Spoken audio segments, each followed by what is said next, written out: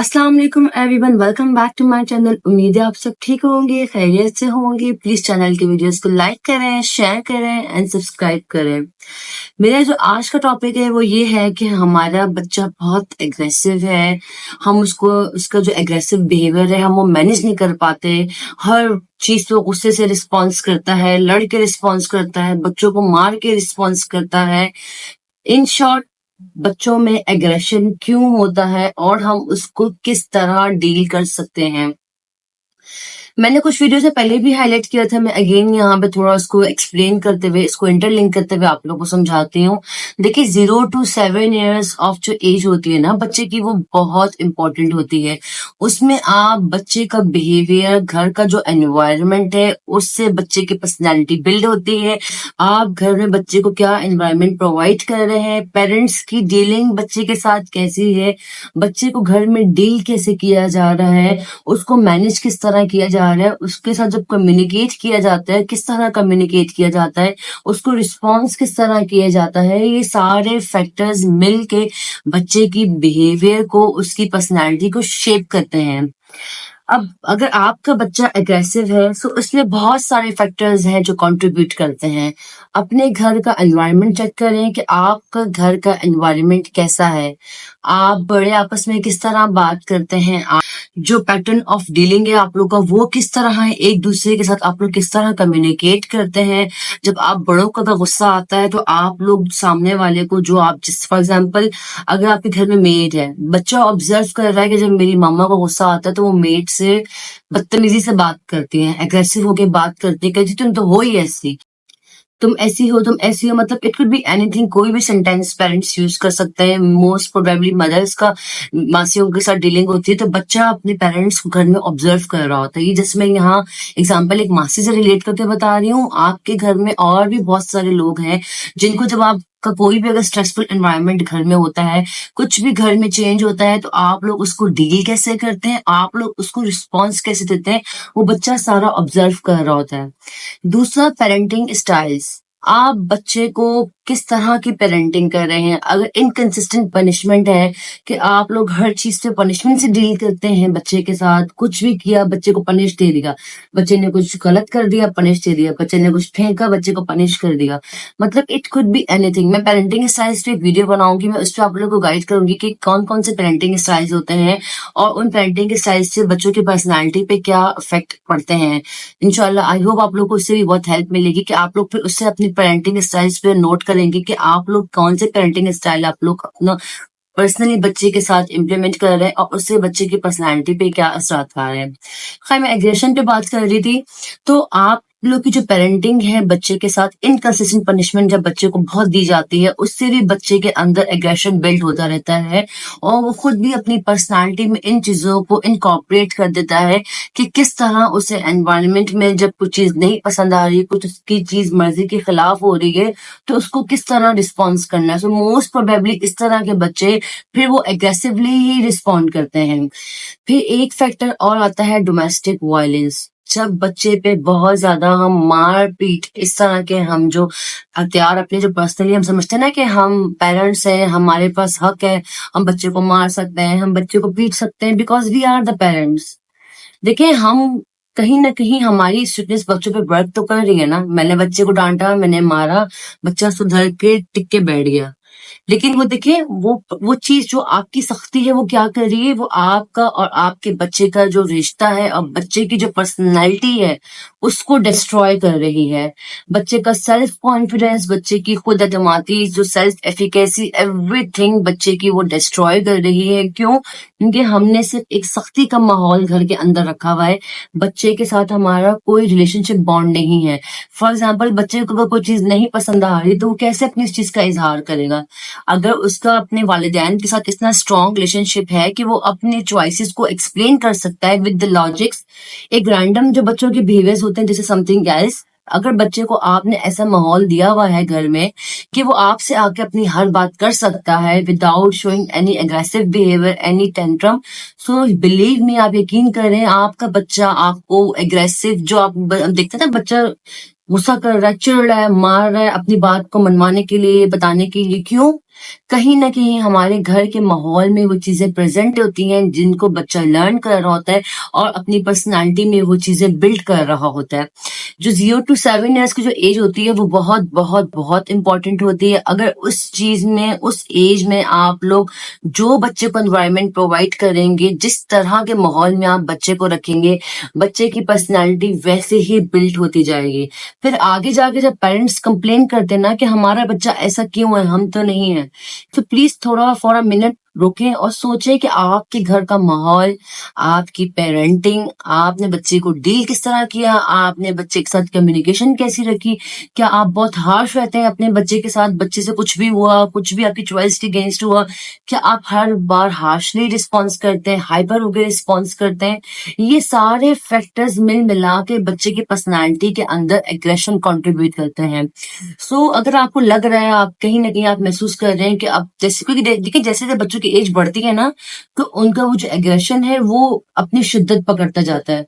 फिर जैसे आप लोगों ने इनको डील किया होता है, वो ही बच्चे आगे जाके अपने रिश्तों में, इवन शादियों के बाद भी वही चीज़ें बच्चे अपने रिश्तों को वैसे ही डील कर रहे होते हैं।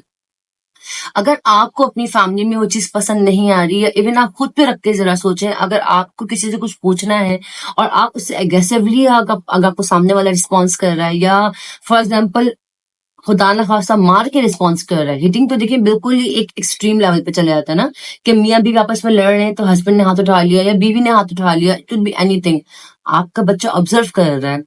खैर, मैं आपको आपकी एग्जांपल दे रही थी, तो आपको क्या अच्छा लगता है कि आपको कोई मार के रिस्पॉन्स दे या आपको कोई गुस्से से response they? I think definitely किसी को भी नहीं अच्छा लगता कि कोई भी उससे इंसल्ट करके बात करे। हम जब बच्चों को भी इस तरह मार के या इस तरह हम डील करते हैं, तो बच्चा इनडायरेक्टली हमसे ही ऑब्जर्व करके हमसे ही वो बिहेवियर लर्न कर रहा है कि ओके फाइन, अगर मुझे कुछ चीज़ नहीं पसंद आ रही माहौल में, या ये चीज़ मेरी चॉइस के अगेंस्ट है, तो मैंने इसको किस तरह डील करना है। मोस्ट प्रोबेबली आपका बच्चा आगे जाकर भी, इवन टोडलर्स जो छोटे बच्चे होते हैं, आप उनमें भी जब एग्रेशन देखते हैं ना, इतना चिढ़ के गुस्से से रिस्पॉन्स देना, बच्चे को चीजें फेंक के रिस्पॉन्स देना, मार के रिस्पॉन्स देना, क्यों? क्योंकि हमारी जो डीलिंग है, जो हमारा एनवायरनमेंट है, वो सारे फैक्टर्स मिल मिला के बच्चे की पर्सनालिटी में वो चीजें कंट्रीब्यूट कर रही हैं। अगर आप चाहते हैं कि आप अपने बच्चे के एग्रेसिव बिहेवियर मैनेज करना चाहते हैं, एक जो चीज याद रखें, अपने घर का माहौल चेंज करें, बच्चे के साथ दूसरा पॉइंट, उससे डीलिंग चेंज करें, बच्चे को एक पॉजिटिव पेरेंटिंग के साथ, एक तहम्मुल, सब्र, मोहब्बत के साथ लेके चलें। आपको सख्ती करने की जरूरत ही नहीं पड़ेगी जब आप अपने घर में एक रूल्स बिल्ड कर देंगे ना। फॉर एग्जाम्पल, अब मेरे घर का रूल है कि हम सब 10 बजे सोएंगे, तो इसके लिए हम सिर्फ बच्चे पे सख्ती नहीं करेंगे कि वो 10 बजे सोएगा। इसके लिए मुझे अपने घर का माहौल ऐसा बनाना पड़ेगा कि सब बड़े अपने रूम्स में चले जाएं, उनके सोने का टाइम है, दिस इज अ टाइम कि हमारा स्लीप टाइम है। तो ये क्या है? ये मेरे घर का रूल है। बच्चे ने, जब वो छोटा सा था, जब वो 1 साल का था, 6 माह का था, आहिस्ता आहिस्ता बढ़ता गया, उसने अपने घर में ये प्रैक्टिस, ये होता हुआ देखा कि सब जल्दी सोते हैं, सब अपने अपने रूम्स में चले जाते हैं, और फिर उस 10 बजे के बाद घर में कोई एक्टिविटी नहीं होती। तो ये क्या हुआ, आपके बच्चे ने ये चीज लर्न कर ली कि ओके फाइन, ये घर का एक रूल है।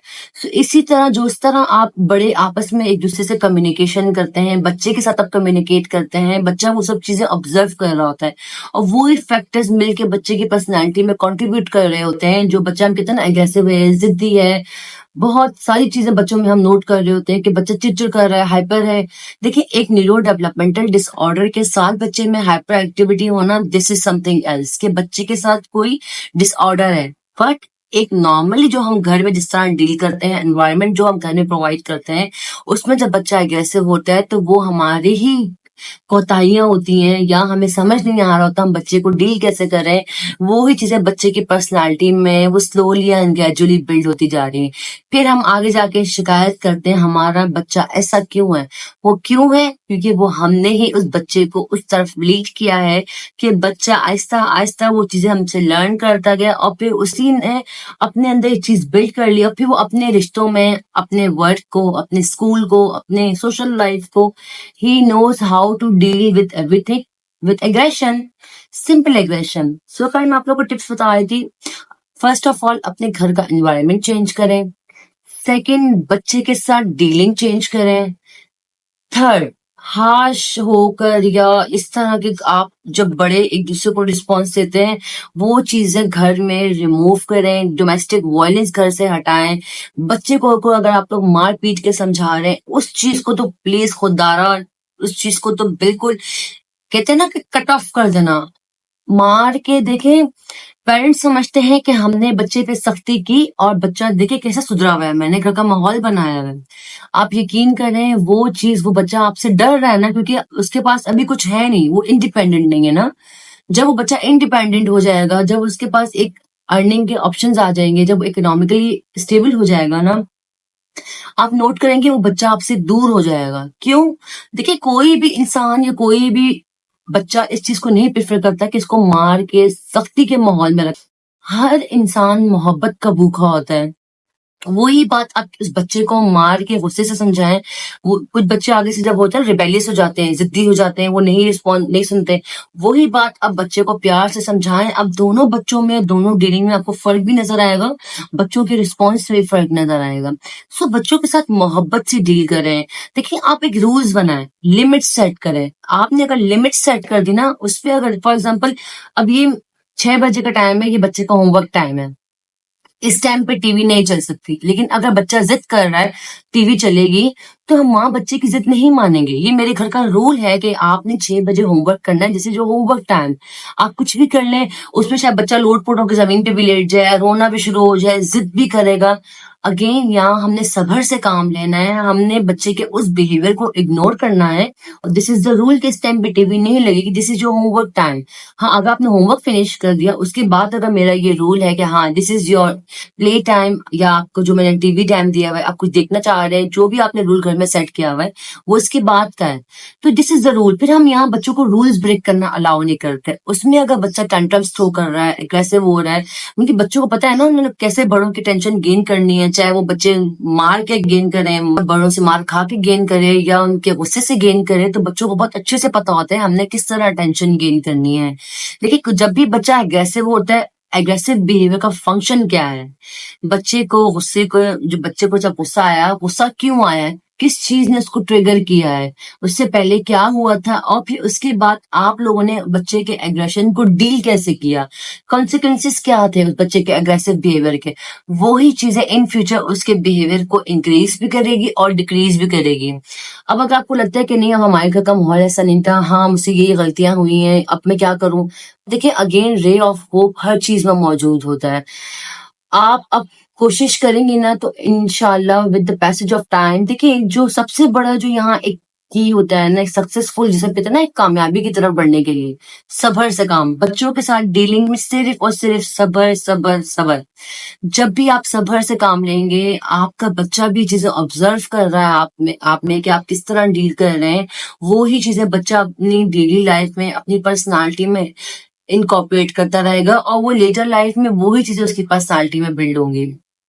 अब आपने अगर काम करना है, मैंने कुछ टिप्स पीछे बताई थी कि आपको वो सारी चीजें चेंज करनी पड़ेंगी।